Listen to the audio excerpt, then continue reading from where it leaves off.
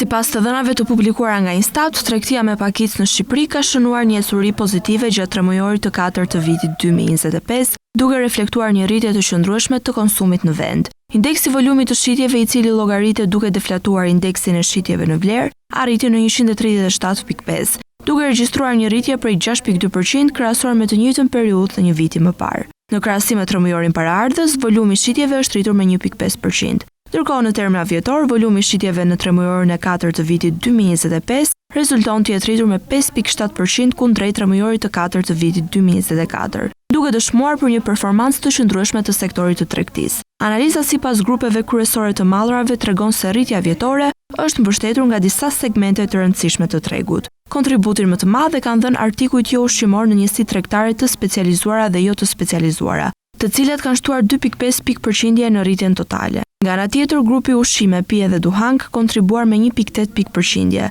duke reflektuar një kërkesë të qëndrueshme për produktet bazë të konsumit. Ndërsa tregtia me pakicë e hidrokarbureve në njësi tregtare të specializuara ka dhënë një kontribut për 1.9 pikë në rritjen vjetore. Megjithatë, në krahasim me tremujorin e mëparshëm, ky grup ka shënuar një rritje më të lehtë për 1.1%. Ndërkohë në tremujorin e 4, volumi i shitjeve ka shënuar rritjen më të madhe në grupin tregti me pakicë, pa përfshirë tregtinë me pakicë të hidrokarbureve në njësi tregtare të specializuara. Rritja e volumit të shitjeve sinjalizon jo vetëm përmirësim të konsumit familjar, por edhe një klimë të qëndrueshme ekonomike, e cila mbështetet nga kërkesa e brendshme dhe zhvillimi në tregun e punës.